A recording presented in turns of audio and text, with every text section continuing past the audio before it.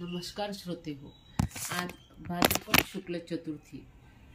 आज घरोघरी गणेशजीची स्थापना केली जाते. आज मी भाद्रपद शुक्ल चतुर्थीची तुम्हाला कथा सांगत आहे. भाद्रपद शुक्ल चतुर्थी स्मंतक माण्याची कथा. एकदा नैमिषारण्य तीर्थात राहणाऱ्या शौनिक आदी 88,000 ऋषींनी पुराण जाणणाऱ्या श्रीसूत महर्षींना प्रश्न विचारला. ऋषींनी विचारले, हे मुनिवरा, सर्व कामे निर्विघ्नपणे पार पाडण्यासाठी, धनप्राप्तीत यश मिळवण्यासाठी, पुत्रप्राप्तीसाठी, पती पत्नीत एकमेकांविषयी प्रेम टिकून राहण्यासाठी, भावाभावात बंधुप्रेम वाढवण्यासाठी आणि दुःखी माणसाला मनशांतीसाठी, अनुकूलता प्राप्त होण्यासाठी काय करावे?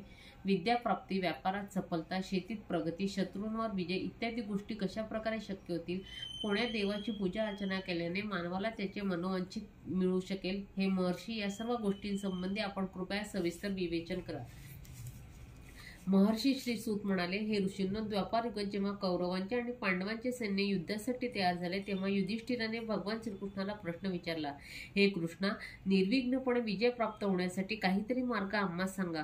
कोणत्या देवाची पूजा केल्याने आम्हास आमचे राज्य परत मिळेल? श्रीकृष्ण म्हणाले, हे युधिष्ठिरा, पार्वतीच्या मुळापासून निर्माण झालेल्या गणेशाची पूजा करा. त्याची पूजा केल्याने तुम्हास तुमचे राज्य मिळेल, हे निश्चित आहे. युधिष्ठिराने विचारले की गणेश पूजन कशा प्रकारे करावे? कोणत्या दिवशी पूजा केल्याने गणेश सिद्धी देतात? भगवान श्रीकृष्णाने सांगितले की भाद्रपद महिन्यातील शुक्ल पक्षातील गणेश चतुर्थीला सुद्धा गणेश पूजन करावे. तसेच श्रावण, मार्गशीर्ष आणि माघ महिन्यातील चतुर्थीला सुद्धा गणेश पूजन करावे. भाद्रपद शुक्ल चतुर्थीपासून व्रताला आरंभ करावा. त्या दिवशी सूर्योदयापूर्वी उठून व्रत करणाऱ्याने पांढऱ्या तिळाची ओढणी अंगास लावून आंघोळ करावी. दुपारी यथाशक्ती सोने, चांदी किंवा मातीची गणेश मूर्ती स्थापन करावी. मूर्तीची षोडोपचार पूजा करावी. पूजेच्या वेळी गणेशाला 21 दुर्वा चढवाव्यात. भाजलेले गहू अथवा धणे गुळाचा नैवेद्य दाखवावा. नंतर शुद्ध तुपात बनवलेले 21 लाडू गणेश मूर्तीपुढे ठेवावेत. त्यातील 10 लाडू ब्राह्मणाला द्यावेत व 1 लाडू गणेशापुढे नैवेद्य म्हणून राहू द्यावा व 10 लाडू स्वतःसाठी घ्यावेत. गणेश मूर्ती सोन्याची केली असेल तर ती ब्राह्मणाला दान करावी. नंतर ब्राह्मणांना भोजन घालून मग आपण भोजन करावे. त्या दिवशी वनस्पती, तूप अथवा कोणत्याही प्रकारचे तेल किंवा शेंगदाणे यांचा वापर करू नये. या प्रकारे गणेश पूजन केल्याने तुम्हा पांडवांना निश्चितपणे विजय प्राप्त होईल. कारण केवळ गणेश पूजन केल्याने श्री विष्णू, शिव, सूर्य, पार्वती, दुर्गा, अग्नी इत्यादी देवतांची पूजा घडते, यात काहीच संदेह नाही. गणेश पूजनाने चंडिका आदी सर्व मातृगण प्रसन्न होतात. श्री सूतजी पुढे सांगतात की सिद्धिविनायक गणेशाची भक्तिभावाने पूजा केल्यावर माणसाच्या सर्व मनोकामना पूर्ण होतात. भाद्रपद शुक्ल चतुर्थीची पूजा शिवलोकात सुद्धा होते. त्या दिवशी मानवाने स्नान, दान, गणेश पूजन इत्यादी केल्याने गणेश कृपेने त्या इतर व्रताच्या 100 पट फलप्राप्ती होते.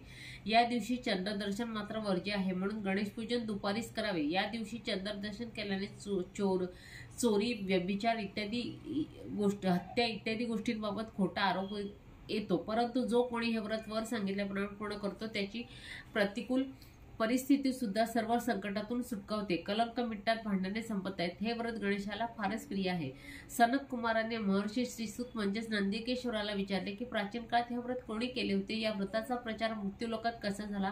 नंदिकेश्वर म्हणाले की हे व्रत सर्वात प्रथम भगवान श्रीकृष्णाने केले होते. ज्यावेळी त्यांच्यावर हत्येचा खोटा आरोप आला होता त्यावेळी त्याच्या निवारणाचा हे व्रत करण्यास नारदांनी त्यांना सांगितले होते.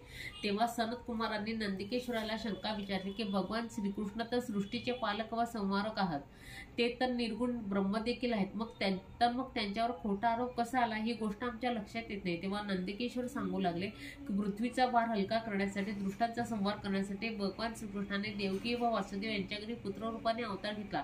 त्यांनी समुद्रात द्वारकापुरी निर्माण केली. तिथे ते राहू लागले. पुढे त्याच द्वारकापुरीत उग्र नावाच्या यादवाला 2 मुले झाली. एकाचे नाव सत्रजित तर दुसऱ्याचे नाव प्रसेनजित ठेवण्यात आले. सूर्यनारायणास प्रसन्न करण्यासाठी सत्रजित समुद्रकिनारी तप करू लागला. त्याची खडतर तपश्चर्या बघून भगवान सूर्यनारायणांनी त्यास दर्शन दिले आणि सांगितले की सत्रजित, तुझ्या तपश्चर्याने मी प्रसन्न झालो आहे. मी तुला एक मौल्यवान रत्न मणी देतो. ते रत्न देवांना देखील दुर्लभ आहे. इतके सांगून भगवान सूर्यनारायणांनी स्वतःच्या गळ्यातील मौल्यवान मणी काढून सत्रजिताला दिला. सूर्यदेव पुढे म्हणाले की या मण्यापासून दररोज 24 मण सोने मिळते. हे या मण्याचे वैशिष्ट्य आहे. म्हणून नेहमी पवित्र राहून हा मणी धारण केला तर धारण करण्यास मृत्यू होतो, हे लक्षात ठेव. एवढे सांगून भगवान सूर्यनारायण अंतर्ध्यान पावले. सूर्यदेवाने दिलेला हा मणी स्मंतक मणी धारण करून सत्यजित द्वारकापुरीत आला. त्या मण्याच्या दिव्य तेजाने पाहणाऱ्यांचे डोळे दिपले. म्हणून नगरात येत आहे हेच त्यांना कळेना. कळेना. लोकांना वाटले की भगवान सूर्यनारायणच येत आहेत. पण जेव्हा अगदी जवळून त्यांनी पाहिले तेव्हा त्यांचा भ्रम दूर झाला. त्या स्मंतक मण्याला पाहून श्रीकृष्णाचे मन देखील मोहित झाले, परंतु त्यांनी तो मणी घेण्याचा प्रयत्न केला नाही. सत्यजिताला असे वाटले की कदाचित श्रीकृष्ण आपल्या जो ना मणी मागेल, म्हणून त्याने तो मणी आपला भाऊ प्रसेनजित त्याला दिला व तो धारण करण्याचा विधी पण सांगितला. पुढे एकदा असे घडले की तो मणी घालून प्रसेनजित कृष्णासोबत वनात शिकारीसाठी गेला. घोड्यावर स्वार असल्या कारणाने त्याच्या मलमूत्राने प्रसेनजित अपवित्र बनला.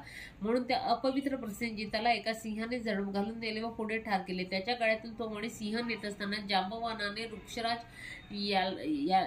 त्यास पाहिले. तेव्हा जांबवानाने त्या सिंहास ठार करून तो मणी घेतला व आपल्या मुलास दिला. इकडे श्रीकृष्ण द्वारकेत परतले. श्रीकृष्णास एकटे पाहून सर्वांच्या मनात शंका आली की श्रीकृष्णाने त्या मण्याच्या लोभात म्हणून प्रसेनजिताला ठार केले असावे. याप्रमाणे द्वारकेत सर्वत्र चर्चा सुरू झाली. आपल्यावर खोटा आरोप आलेला पाहून श्रीकृष्णाला अतिशय वाईट वाटले. तेव्हा त्यांनी काही लोकांना सोबत घेऊन श्रीकृष्ण द्वारकेच्या बाहेर पडले.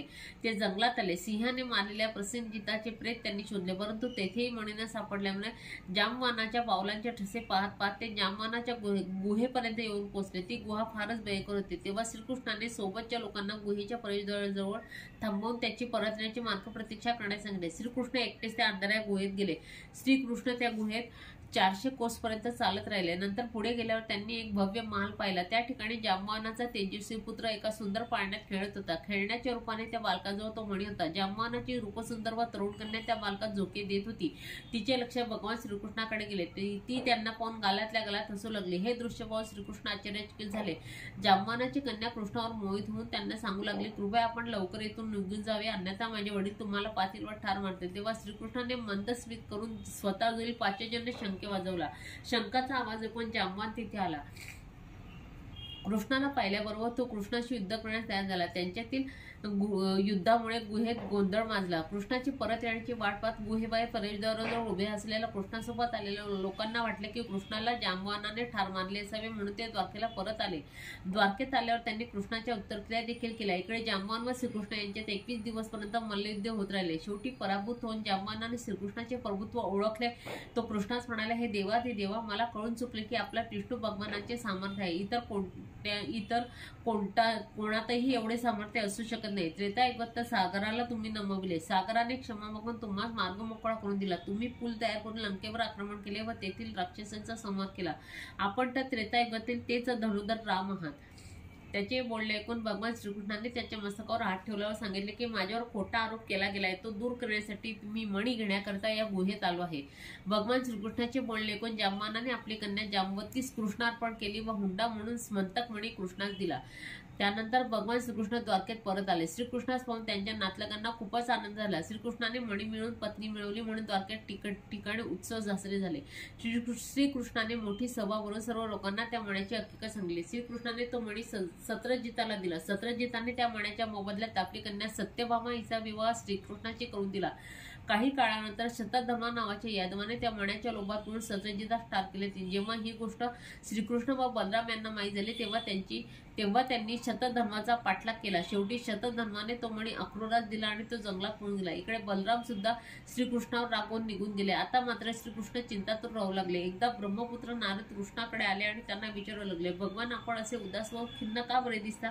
हे केशवा, तुम्ही मला याचे कारण सांगा. तेव्हा श्रीकृष्ण म्हणाले, हे देवर्षी नारद, माझ्यावर पुन्हा खोटे आरोप होत आहेत, त्यामुळे मला दुःख होते. नारद म्हणाले, हे देवा, आपल्यावर येणाऱ्या आरोपांचे कारण मला माहीत आहे. आपण भाद्रपद शुद्ध चतुर्थीला चंद्रदर्शन केले, त्याचे एक फळ आहे. कारण स्वतः गणेशाने चंद्राला शाप दिला आहे की जो कोणी या चतुर्थीला कळत अथवा नकळत चंद्राकडे पाहिजे त्याच्यावर खोटे आरोप येऊन त्याची निरर्थक निंदा होईल. तेव्हा श्रीकृष्णाने नारदास विचारले, हे मुनिवर, गणेशाकडून चंद्रास शाप मिळण्याचे कारण कृपया सांगावे. नारदाने सांगितले की प्राचीन काळी ब्रह्मा, विष्णू आणि शिव या तिघांनी मिळून गणेशाला अष्टसिद्धी व नवनिधी ह्या पत्नी स्वरूपात दिल्या. ब्रह्मदेवाने गणेशाचे पूजन करून सर्व देवतांमध्ये श्रेष्ठ ठरवले. ब्रह्मदेवाने सांगितले, हे लंबोदर, हे गणपती, जो कोणी तुला लाडूंचा नैवेद्य दाखवेल त्याची सर्व विघ्ने दूर होतील, त्यास दुर्लभ अशा सिद्धी प्राप्त होतील. जो कोणी देवता, दानव किंवा मानव आधी तुझ्या पूजा केल्याशिवाय यशप्राप्तीची अपेक्षा करेल त्यांना सिद्धी प्राप्त होणार नाही. ब्रह्मदेवाने केलेली स्तुती ऐकून गणेश प्रसन्न झाले व त्यांना इच्छित वर देऊ केला. सृष्टी निर्माण करते वेळी कोणत्याही प्रकारचे विघ्न येऊ नये हाच वर ब्रह्माने गणेशाजवळ मागितला. तेव्हा गणेशाने सांगितले असेच होईल. ब्रह्मदेव वरदान घेऊन ब्रह्मलोकास निघून गेले, परंतु गणेश फिरता फिरता चंद्रलोकात आले. गणेशाचे रूप पाहून चंद्र असला तेव्हा गणेशाने क्रोधायमान होऊन सांगितले की हे चंद्रा, आज रोजी भाद्रपद शुद्ध चतुर्थी तुझे कोणीच दर्शन घेणार नाही आणि जो कोणी तुझ्याकडे पाहिल त्याच्यावर खोटे आरोप येतील. या शापामुळे चंद्र निस्तेज होऊन पाण्यात राहू लागला. इकडे सर्व देवता एकत्रित होऊन ब्रह्मदेवाकडे गेले. त्यांनी चंद्राच्या शापाची सर्व हकीकत ब्रह्मदेवास सांगितले. तेव्हा ब्रह्मदेव म्हणाले की गणेशाचा शाप कोणी खोटा ठरवू शकणार नाही. तेव्हा तुम्ही सर्व गणेशालाच शरण जा. गणेशाकडून वर कसा मिळवता येईल यासंबंधी देवतांनी ब्रह्मदेवास विचारले असता ब्रह्मदेवाने सांगितले की कृष्ण पक्षातील चतुर्थीला रात्री श्री गणेशाची मनोभावे पूजा करून त्यास शुद्ध तुपात केलेल्या मोदकाचा नैवेद्य दाखवावा. स्वतः सुद्धा तो प्रसाद भक्षण करावा. ब्राह्मणांना भोजन देऊन त्यांना गणेशाची सोन्याची मूर्ती दान करावी. हे चतुर्थीचे व्रतविधान सांगण्यासाठी ब्रह्मदेवाने बृहस्पती चंद्राकडे पाठवले. देवगुरु बृहस्पतीकडून व्रतविधी समजावून घेतल्यावर चंद्राने त्या प्रकारे व्रत केले. तेव्हा गणेश प्रकट झाले व प्रसन्न होऊन चंद्रास वर मागण्यास सांगितले. चंद्रदेव म्हणाले, हे देवादिदेव, पूर्वीप्रमाणे लोकांनी माझे दर्शन घ्यावे. तुम्ही दिलेल्या शापातून मला मुक्त करावे. श्री गणेश म्हणाले की या वराशिवाय मी दुसरा वर तुला देऊ शकतो, परंतु शापमुक्तीचा वर मागू नकोस. तेव्हा सर्व देवता चंद्राच्या शापमुक्तीसाठी श्री गणेशास विनंती करू लागले. श्री गणेश म्हणाले की प्रत्येक महिन्याच्या शुक्ल पक्षातील द्वितीय जो कोणी तुझे दर्शन घेत राहील त्यास भाद्रपद शुद्ध चतुर्थीच्या दर्शनाचा दुष्परिणाम भोगावा लागणार नाही. गणेशाने स्वतःच्या पूजेच्या सर्व विधी चंद्रास सांगून नंतर ते अंतर्धान पावले. श्री नारायण म्हणाले, हे कृष्णा, शुक्ल पक्षातील द्वितीयेस चंद्र दर्शनाची प्रशंसा स्वतः गणेशाने केली आहे. तुम्ही सुद्धा हे व्रत करा. या व्रताने आपल्यावरील कलंक दोष नाहीस होईल. नारदाच्या सांगण्याप्रमाणे भगवान श्रीकृष्णाने चतुर्थी व्रत केले. श्री गणेशाने प्रसन्न होऊन त्यांना कलंक दोषापासून मुक्त केले. श्री नारद सांगतात, म्हणून सर्व लोकांनी हे श्रेष्ठ व्रत करणे आवश्यक आहे. हे व्रत केल्याने स्त्री पुरुषांच्या सर्व मनोकामना पूर्ण होतात. कोणत्याही प्रकारचे संकट आले तरी चतुर्थीचे व्रत व गणेश पूजा केल्याने ती संकटे नाहीशी होतात. विघ्ननाशक गणेश प्रसन्न झाल्यावर या संसारातील सर्व गोष्टी माणसाला सहज मिळतात. जो मनुष्य स्मंतक म्हणायची ही कथा मनोभावे श्रवण करेल त्याला भाद्रपद शुद्ध चतुर्थी चंद्र दर्शन झाल्याचा दोष लागणार नाही. या प्रकारे भाद्रपद शुद्ध पक्षातील गणेश चतुर्थी व्रतकथा संपली.